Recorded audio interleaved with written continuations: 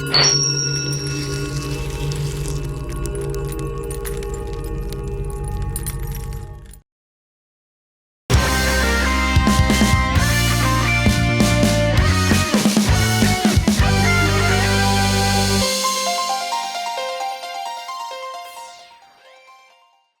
guys, welcome to the first episode of Super Remix Bros. I'm Jirard. I'm Alex. And this is VIRT, aka, is it Jake Kaufman or Hoffman? Kaufman. It's Jason VIRT Huffman. Really? Like, JVH. JVH. No, this is Jake Kaufman, you guys. And he's a great composer for a lot of games that you may or may not know about. We're going to talk about that now. And he's also a big remix guy, as you can see. Oh yeah! Remix. Oh yeah! I have to say, I met Jake at the Fan Gamer party at PAX Prime last year, and I fanboyed out because he did one of my favorite tracks that we're going to talk about today. I'm so excited. I almost cried when I met him. It was so cool. All right, so we're going to do a quick interview, and afterwards we're going to have a cool treat for you to download. So see you on the flip. Bam! Bam! Bam! So, Jake, I think a lot of people at home don't really know who you are, where you're from, anything like that. That's understandable. Well, I'm kind of a shadowy figure. well, I think just kind of starting out, like, I guess you can tell people who you are, where you're from, you know, like what got you into music, just basic, you know, Jake 101 stuff. All right. Well, basically, the easiest way to put it is that I'm a video game fan, and a video game music fan specifically, who somehow convinced people to pay him to write new video game music, and sometimes even arrangements of video game music that already exists. Yeah. So I grew up as a total fanboy, and I still am one to this day, and now it's my job somehow. I don't really understand how. You just kind of woke up and were like, oh man, I now do this for a living. Why are people sending me checks? What is happening here? Oh my lord. But yeah, and I'm also like a big communist pinko, free music jerk. So yeah. I give everything away for free. And so you can always get all of my music at my Bandcamp and stuff like that. I'm just basically into the community and just want to give back as much as I can. Now, is that something that you have to like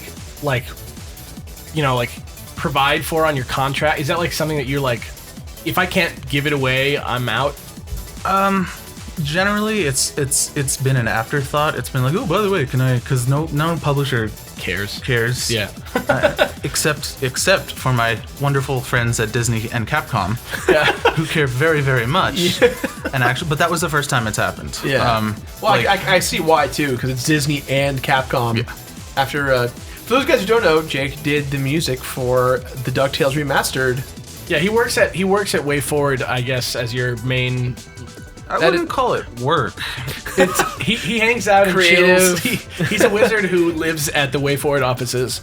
I live up in the Belfry Tower. I cast musical spells and scrolls. I'm sort of like the resident bard, and pretty much anything that WayForward does, if I'm not too busy to work on it with other WayForward projects, I'll score whatever games they make. Sometimes we'll hire external people, because I'm just too slammed, like working on 3-4 things at once. Yeah. I'm like, hire someone else. Yeah. But for the most part, I have sort of like first refusal on any soundtrack that they're gonna do. I tried to do like a little bit of research before you got here, and it was saying that you're just known as like the main audio guy. Well, prior to my full-time employment, they had no audio employees. Oh, really? I was the first, and I'd worked with them for 10 years before that. I worked on the original Shantae for Game Boy Color. Right. And I was a freelancer. Like that was my thing. I was a freelancer. How old were you? 20. Wow. So you're 20 years old doing music for Shantae. Game Boy. Yeah, that's awesome. Well, I dropped out of high school, and I realized there's absolutely no hope for me to do anything. Like I don't have anything to fall back on except I can write music, sort of. So I gotta like go into this full time and it's all or nothing. Yeah. I'm gonna have to be working at a grocery store for the rest of my life if I don't like make a career out of this. Yeah. So I just started talking to people. I was in the hobbyist and fan community, and a few people knew a few people, and it just sort of how networking works. It's, you're friends with people. You're not trying to like look at them as a commercial in or something like that. Of course. But they happen to have something, hey, we need music for this thing. Well, my friend's a DJ. Yeah.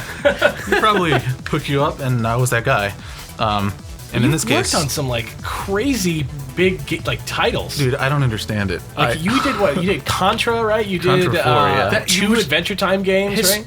Funny story about Contra 4. I worked at Best Buy for 5 years. And I, my first year at Best Buy, we had 3 copies of Contra.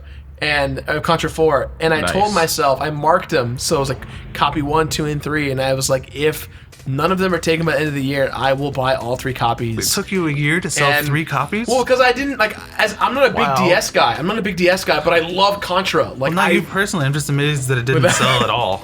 Well, the thing is that come like, on, guys. I think back, like I didn't even know there was a Contra 4 game because I like Alien Wars is like my favorite Contra. Yeah. And so when I saw Contra 4, I was like, holy crap, they made a Contra 4.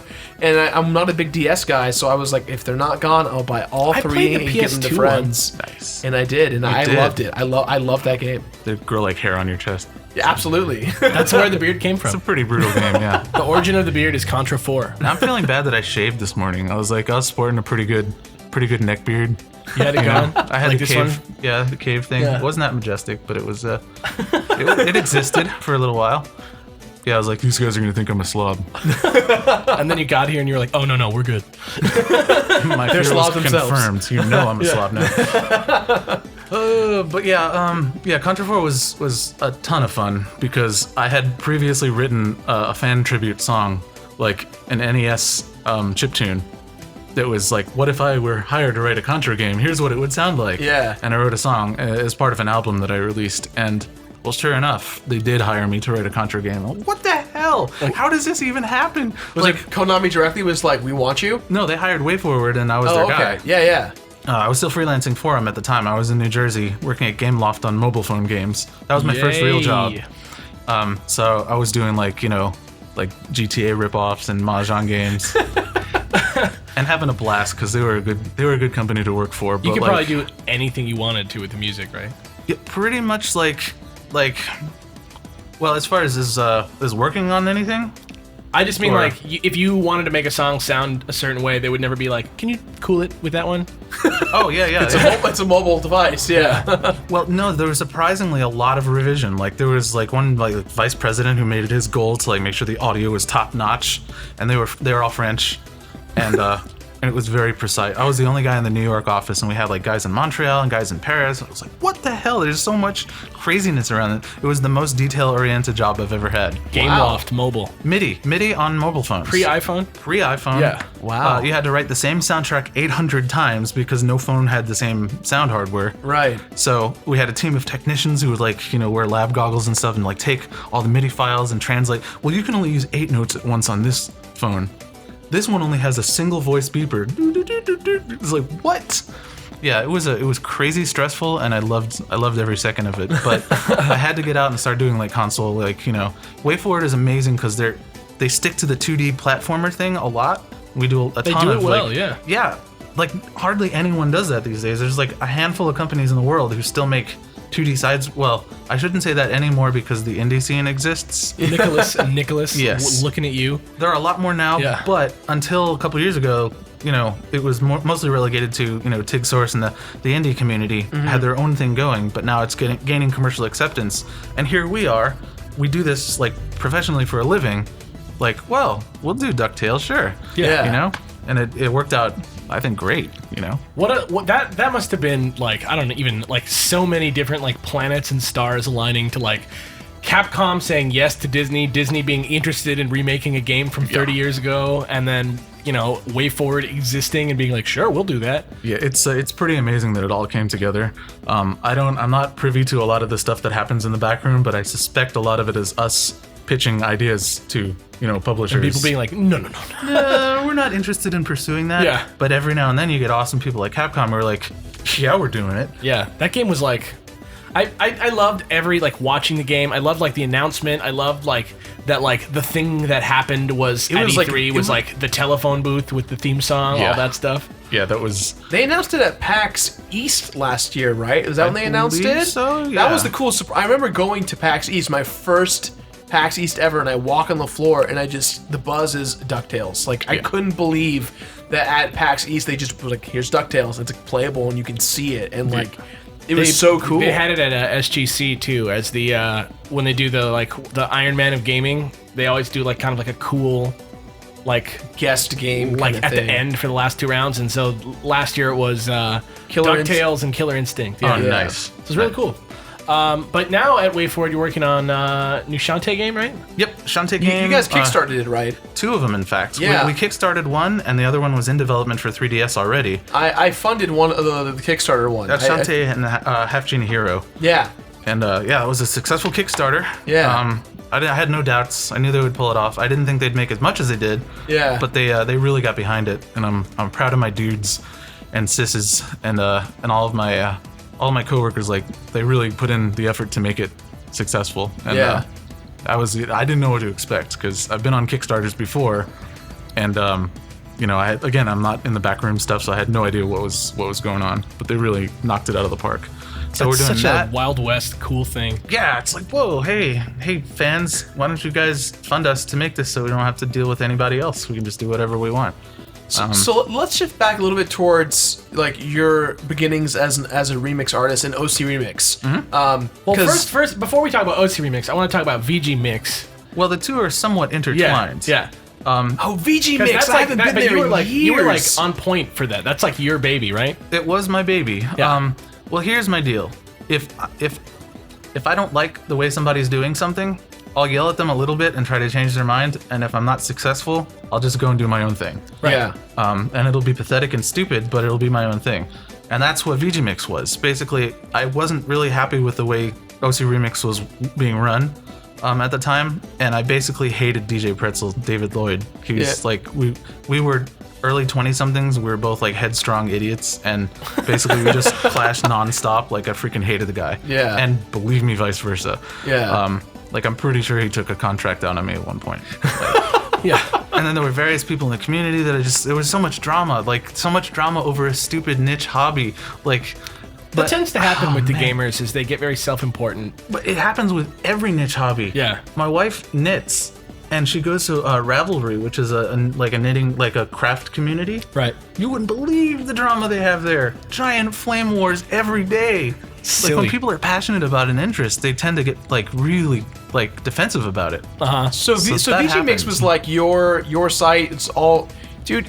I can't believe it. I'm getting chills. I used to like download VGMixes all the time, and like those were my ringtones, like for everything. Like my alarms, I wake up in the morning, like everything, and people would be like, "That's an awesome remix," and I like link them the site all the time. In my early film days, like when I was in editing in high school and in college, because I graduated with a film degree, I always would use like VGMix as like my base of what sounds a lot like this game that's inspired. It obviously is that no one would recognize, and I'd like go through like the Super Mario RPG thing and just like go through all those kinds of mixes, and like it was that's crazy. That's fantastic to hear so that you got some use out of it. Yeah. Well, our deal was, so the big issue I had with those Remix was that they were very selective about what they accepted. Yeah. And a lot of people would make stuff and then they get rejected, and it's like, we're not really big. Nowadays, absolutely, there's like a flood of stuff. Yeah. But back then it was like tight-knit, and I felt like there was a lot of elitism going on, and I just wanted to make a place where anybody could put up whatever they wanted. Yeah. Like YouTube style, and there's a lot of crap, 90% of it probably, maybe 99% of it, but that 1%, you never know who's going to like make something amazing that one particular judge didn't dig. Right. Yeah. And now the judges are cut out of the equation, so anyone can put up anything. Yeah. But OC Remix has since both grown in size to where that structure works really well, and they have to have the judges there to, filter. Yeah. And they're all really cool people because they've had a lot of time to, have turnover and find the right people to do be stuff. adults about it a little bit more. Yeah, I'm sure they've read the point too where like they were at one time rejected for their submissions, so they kind of feel like maybe they've got like there's a lot more empathy. Yeah. And there's a lot more like people will critique stuff instead of just Guidance, saying no. yeah. But moreover, these people are adults now. Like, Yeah. we were all kids at the time, and now we're like all 30-something oldies, and we take certain things a lot less seriously. Yeah. And so me and Dave Lloyd are, we're good buddies now, and everything is, there's no more drama that I kind of want to stir some crap up again. Just because it's been a while. Yeah, yesterday somebody on Twitter was like, "Man, I wish OC Remixes would stop it with the obligatory dubstep on every album." I'm like, no, screw you. I'm gonna make an entire album of just dubstep arrangements because I freaking love it. Great. I've had death threats for putting a wobble bass in DuckTales Transylvania level. It's like ding, blah, blah, blah, blah. And then just that alone makes people like I don't know. Yeah, it makes people. I haven't played through new DuckTales yet. I'm really. It's fun. I gotta do it. Yeah. It's well made, and the objections that some people have to like the cutscenes and whatnot. Like, I just think they're so charming because they got the original voice cast. That is absolutely why they're there. Right? Yeah. That's gotta be. You get to hear Alan Young like do the actual character. Yeah. Like, it's so good. He is old. Well, yeah. There's a lot of like classic people that came out for that, and I'm just amazed it came together. Like, for as a DuckTales fan of the cartoon. Oh yeah, it was big for me. Yeah. It's like a lost episodes of the show, basically. Yeah. I'm a huge listener of like Talk Radar and Laser Time and all those guys, and the fact that they're on, two of those guys are now with Capcom Unity, and they like when that whole thing was coming out, I was like just they're huge fans of that, and I was just like yeah, it was tough. I was fanboying out. I was also nervous as hell because like I was sending myself death threats. Like, if you screw up the moon level, I will find you. I know where you live, Jake. Yeah, that moon I level, live man. looking in the mirror, Yeah. So what? I was when I met you, I freaked out.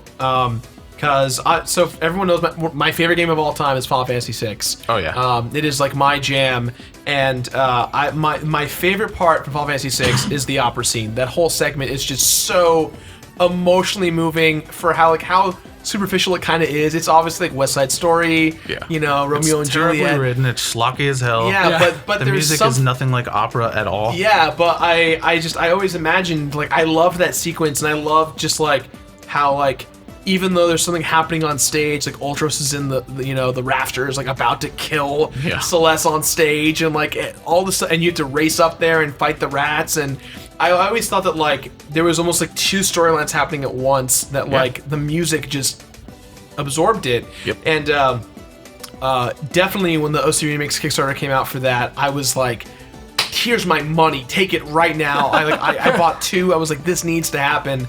And I was just like, I just went through the tracks, and like in my car, I was like, I got to the Impresario, and I just sat there, and I had chills for 8.5 minutes of just wonderful music of that scene. And that's what originally introduced me to your mixes. Cool. And my girlfriend. So it's all downhill from there, man. Well, my girlfriend, she knows I was obsessed with the song, and I was at that Fangamer party, and Jesse Cox, my good friend, comes over to me and he's like, "Hey, you know the Impresario, right?" I'm like, "That's the best song of all time. Shut up. Like, you just don't say anything else. Of course I know it." And he's like, "Well, the guy who made that song is on stage right now rocking out." And I look over and I saw you, and I was like, oh my god, I need to hug that man and just say hello. I don't even care if he doesn't know who I am. Like, I just need to meet him. So basically what we're trying to ask you is, how was it to warm Uematsu's heart? Dude, tell the story. Tell the story I was about just this. pacing back and forth like for an hour, just like, what? Yeah.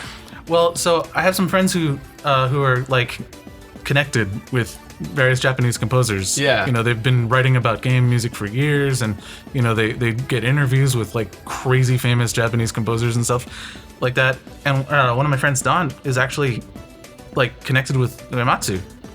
And I'm like, whoa. So he sent the Impresario to him on Facebook, and his response was, I owe that guy a glass of beer.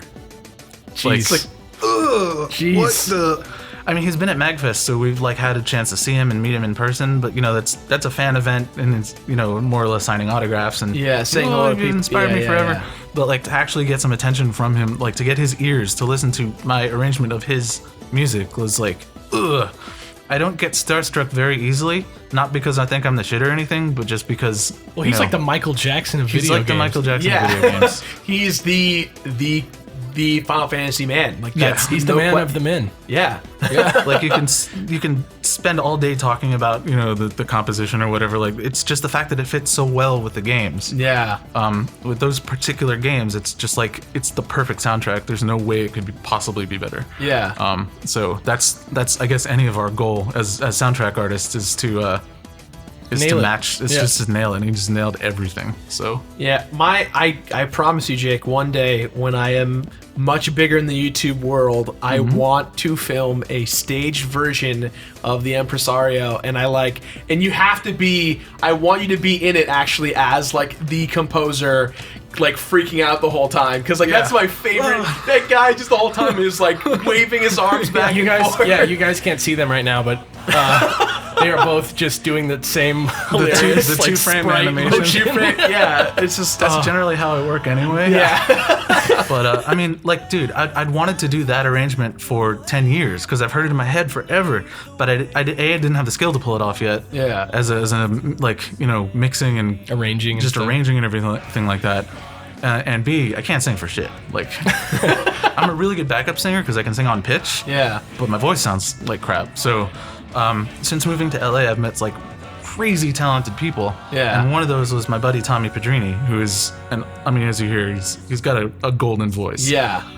And as a fellow composer, I don't even have to give him charts or anything. I'm just like, here's a song. It's like he learns all 8 parts overnight. Yeah.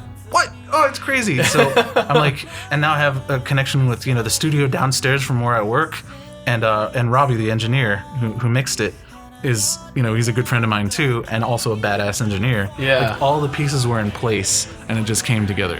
When I heard that track, I felt like I was listening to I felt like I was like not listening to the album anymore, and that I was like listening to the soundtrack of the game done by Uematsu. Like that's why I was like so blown away.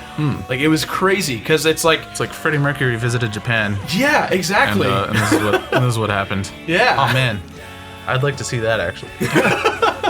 It probably happened. Yeah. At some point, yeah. It probably just happened. Yeah. I'm sure he's Uematsu's dad somehow. But yeah, it was. Yeah, I absolutely love like rock operas. I'm actually working on an indie game right now myself, like a one-man programming art project. Oh wow, cool. It's just a straight through like 30-minute long rock opera, where the lyrics tell you what to do next and warn you of that dangers sounds coming. cool. It's like I had to pick the right door, the one with the star, and then if you pick the wrong door, like fire comes out and kills you. Yeah. They're more metaphorical than that, the lyrics. Yeah. It's, I had to get down before I could get up, and like arrows come and you have to duck.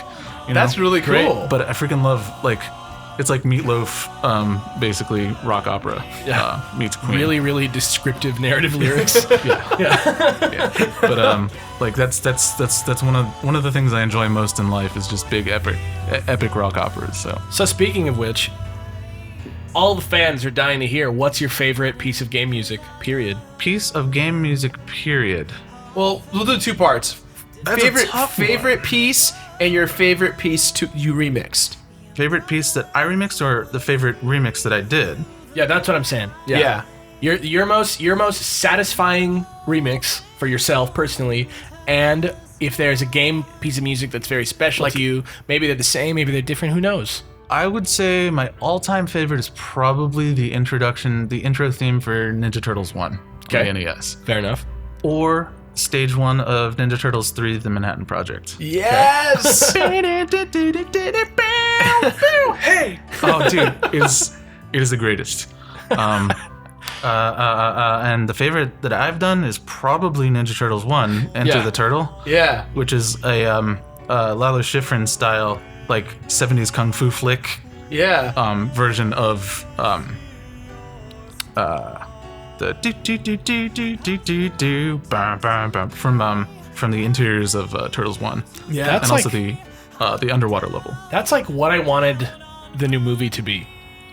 I think we all. I think like I mean I don't know. we all feel that. I don't know. Like that was never gonna happen. But like I wish that would have been. if it was saw like the trailer for the really- new movie, I'm just like, I'm not. You know what? I'll tell you what. I'm not totally like turned away because I love the Ninja Turtles, but like I'm down. We're all obviously gonna go see it, like, right? whatever. We have to see the train wreck to We all saw understand it. Transformers, right? Well, Transformers is mindless fun. Like, I think, like, when you look at Transformers, right, it's like, okay, like, yeah, there's a plot, but, like, when you think about Transformers, it's robots destroying each other. Yeah. That's what you want to see. That's why we're like, okay, Michael Bay, here's our money. But, like, in this case, it's like, Turtles, like, they're more characterized We'll for see. who they are. We'll see. generally, if I know that a film that has a license that I care about is probably not going to be faithful to it, and that's the most euphemism I've ever used at once. I try not to be a hater, and I go and I'm like, I try to pick something good about it that I know is going to be good. Like, what were they trying to do? Like, how did they? What was the succeed? approach? Well, in the case of the Transformers, it was sound design because I knew giant robots. This is going to probably have some good Hollywood sound effects. Yeah. It really was truly, not disappointed. Yeah, it really Yeah. truly did. Yeah. It was fantastic. I'm gonna do a YouTube video soon where I record footage of my dog just going about his daily life. Jumping off the bed, licking himself, scratching or whatever, and I'm gonna put like big Transformers sound effects behind it. It like jumps off the bed.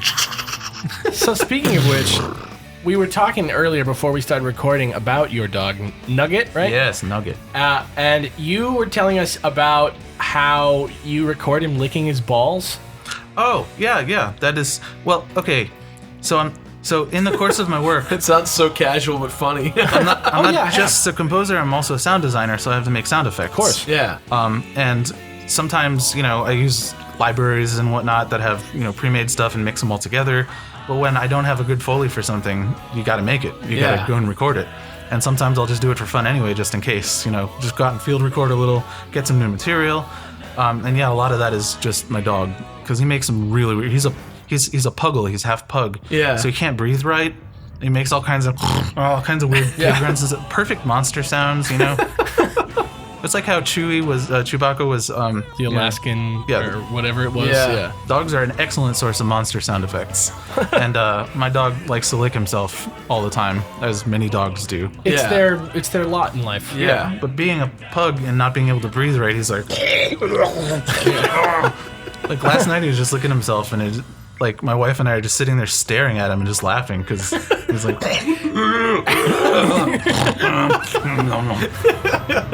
so yeah, I record the hell out of that. Great. So Well, I think that rounds about. I think we're coming to an end, right? let's before we go, I want you to have a chance to name drop some other people that maybe people can go check out, and we're gonna try and throw together like a little mixtape of free music for you guys to listen to, after this. So I don't know who's hot to trot right now. Who's Or, like, Are we we have any talking about new arrangers? Or are we talking about chiptune guys? Because I'm in multiple different communities. Any and every Each man has anyone their you want own to experience. shine some light on. All yeah. right. Well, you guys all know the big guys. I'm not gonna name drop Danny B. I just did. I'm not gonna name drop Big Giant Circles or Disaster Piece. I already just did that. Yeah. There's some really successful indie composers out there, like more so than me, that need your support to get even crazier. But there's also a lot of littler known guys, who are just churning out brilliance nonstop. If you're gonna go listen to music today, do what I did in the car on the way over and listen to some Blitz Lunar, BlitzLunar. I'll put him in the mixtape. Cool. Listen to some Schnabubala. Shabubala. Schnabubala. Schnabubala. It's sort of quasi Yiddish, so Yeah. you have to be one of us Semites to. It's like Neo Tokyo Yiddish. it's a shibboleth. Yeah. That's how we know somebody's a goy. So he's probably the most brilliant musician I've ever met. He's an unbelievable piano player. He's the kind of piano player where it's like, you see his YouTube videos, you're like, that's sped up. There's no way he's playing that. There's no possible way. Let's see. Basically, go to ubiktune, ubiktune.com, and download everything there. There's something like 30, 40 releases, album releases, and it's all chiptune stuff. And it's the best. It's the best around. And everybody already knows about VGMix, so go there and check out, anything that they put up these days is pretty much gold. Great. Like, Yeah, their those standards full are- album things are like the best Yeah. things ever. They're like events. Like, Uh-huh. yeah, it's so cool. It feels like, like a record release. You give the entire game, a treatment, and Yeah. you get, different people to do different tracks, and it, they've been doing it forever, but they're really hitting their stride now. One of my favorite, we've just been doing Final Fantasy VII month on the Completionist. We've just been I've been reviewing every single piece of material. It's been 7 videos, 2 long months of playing the game. But in my research, one of the coolest things I found was I found a Final Fantasy VII mod, and the entire soundtrack was replaced by the OC Remix album. Voices of the Life Stream. Absolutely, Oh, yeah. man, that there's is a great album. Because everything, almost every track in that game's been remixed. Yeah. And so the entire Many game, times. the entire game is they just swap the MIDI tracks for all the OC Remix tracks, and it makes the world, because they do graphic upgrades and Yeah. character models and stuff, but the music too just adds that much It more. always feels so good. It always feels so good to like when they just released Final Fantasy X, right? Yeah. And I don't know why they didn't do it for 10-2 as well, but for Final Fantasy X, they remixed the entire soundtrack. Oh, they did? I didn't know that. Like when you play through the game, you're gonna be like, oh, cool. Well, and that gives me a reason to buy it now. Yeah, it was really. I usually just hook up really the original and play it, but Yeah, it was really a fun surprise. wow. On the subject of remixes, this is an oldie but a goodie. Speaking of also Final Fantasy stuff, have you guys heard of Mustin? Nope. MUSTIN? Have you heard of the One Ups? Yeah. Yes. Okay, then you've heard of Mustin because he started the band. Oh, okay. He's a crazy awesome remixer. He's like the impresario of the early remix world. Oh, cool. He was the freaking guy back The then. Mozart, if you will. And the One Up Studios put together an album called Chronotorious, which is basically like a slow jam, smooth jazz, hip hop, R&B style Chrono Trigger Great. That is awesome. album. And That's it's probably gonna my go into my favorite- iTunes immediely. I'd say it's my favorite game arrangement album of all time. It's Chronotorious. so freaking chill and amazing. Great. That's rad. Yeah, girl. It's really good. So yeah, you guys should all check that out. There's just so much good stuff out there. It's hard to make recommendations. Yeah. I could just go on all day check this, check that. Well, hey man, with your recommendations, we can definitely reach out to some of these artists too, and have them come in and talk to us. Yeah, you Because should have that's all Mus in about. here. He's the chillest guy. We would love to, absolutely. Get him on yeah. Skype or something. I would Yeah. love to do that. Get Yeah. Maze Dude out here. He's an old school tracker dude who does the weirdest and coolest. He's doing an American album that's just like game remixes from American composers. Oh, that's 'Cause really it's usually, cool. the Japanese composers Yeah, get a yeah. lot of love, and even European composers. They've got press play on tape and all that stuff. But he's doing just a straight up USA, composer album. There's just so many weird, diverse things that people are doing with this scene. Yeah. So cool. And yeah, there's a lot of stuff happening in the chip world as well. I don't know how a Game Boy and an NES with their limited sound sets get so many different styles Yeah, made for them. you think that eventually, because of its limitations, they would run out, but it just seems like it just keeps growing and keeps getting bigger. Yep. Have you tried Rhythm Core Alpha? I hang out with the dude who made it all the time, I saw him. I don't know what his name is. Tim. Tim. I saw him do a show, just a open mic night or something, and he just plugged it in, and it was just everybody in the audience was like, "Oh my god!" And even the recordings of it don't even do his live performance justice. It's insane. Was he performing as Tina Belmont? No, Oh, that's something to see. I would love That's to something to see see. that. It was just him "Hey, I made this. Check it out." He's an incredibly unique individual, and if you're messing around and if you got a DS or DSi, it doesn't. I don't know if it's been ported to 3DS yet. You can download it. I have it on Okay. mine. Yeah, For 3DS? To the 3DS. Okay, great. it runs DSi software. Yeah. Yeah, okay. Excellent. Well, that expands his audience. But yeah, if you've heard of the Korg DS10, Yeah. this is something that's somewhat like that. It's a music production tool, but it's way more in depth. It's good for live performance. Yeah, it's too. great for live performances. You can improvise with a little keyboard on a scale, so it doesn't sound horrible. I just pissed off every jazz player listening. You have to stick to a scale, man. You got to. But yeah, it's a cool little music toy to mess around with. Yeah, it's one of those things that I wish I had way more time to get into. 'Cause Yeah, I'd it's play really a show with it. I it's don't really care. fun to just Yeah. zone out to it. Yeah, there's a lot of crazy cool stuff happening. Oh, and I have to plug at least once before we're done. I have to plug Shovel Knight. Oh God, yeah. that's right. Because it's about to come out. Oh, really? And you did Shovel Knight as well. Yeah. Oh my gosh. All the music, all the sound effects. I've been eagerly awaiting that game. Every chance I am I get, jacked I'm for that playing game. Shovel Knight. Yeah. Do you have an advanced copy? I mean, No. have you gotten the beta? No. All right, I'm gonna get Yacht Club to send you. Ah! Thank 'Cause you. It is. I'm sorry. I just truly- ruined.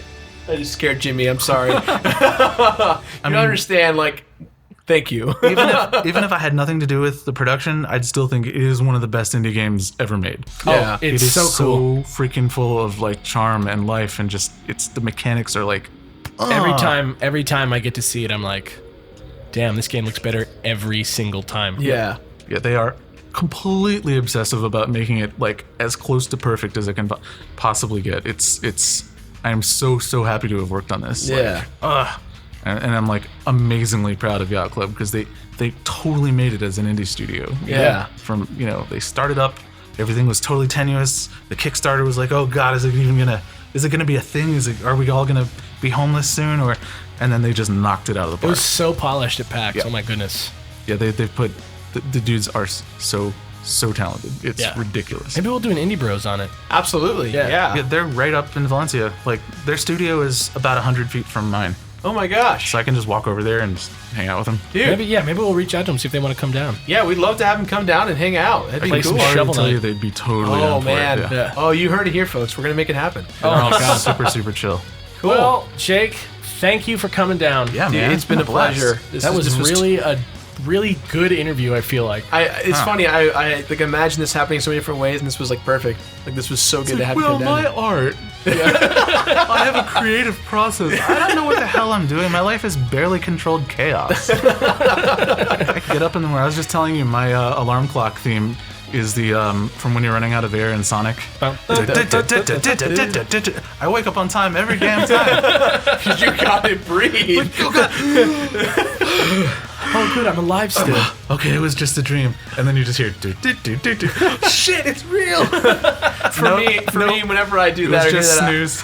Yeah, whenever I hear that, I immediately hear the bounce, Yes. like right afterwards, because Yes. that's like the level to drowned in. Yeah, it's the same. Like when I hear, the Ninja Turtles one, bam, Yeah. it's always following it afterwards. Yeah. So, yeah, game audio is really iconic. Who would have thought? It's unbelievable how Sticks much in your stuff head. is recognizable. Yeah. Yeah. Like, even just people who aren't, like, now gamers. You know what I mean? Like, all the friends that I have who have, just sort of migrated away from it. Like, you still, like, I'm playing something in the living room and they're like, are you playing, I don't even know, like, Suikoden? Wow. That's some dedication right there. That's a knowledgeable person. Well, I heard some statistic that like more people know the Super Mario theme than know the national anthem. Yeah. Like I don't know where that's sourced from, but it wouldn't surprise probably me true. at all. It's I probably imagine true. it's true. Judging by the amount of people who say I pledge of allegiance, it's probably true. Pledge of Allegiance. Yeah. Jose, can you see? All right. Well, now we're actually going to close it out. Thanks for coming by, man. Word up. Anytime, man. Yeah, dude. Yeah, we're gonna have a mixtape in the description below for you guys to download all of VIRT's sweet VIRT's picks. Yeah, VIRT's picks. Yeah, I'm gonna make a little mixtape for you guys. Bump in your car. Absolute, dude. Heck yeah. Cruise down the Hell highway. Cruise down the highway with the top down, like blasting chip tunes, getting Yeah. weird looks. That's how it is. That's how you got to be. Balls right. out, man. But, yeah, that's it for today. Later, man. Later, man. See ya.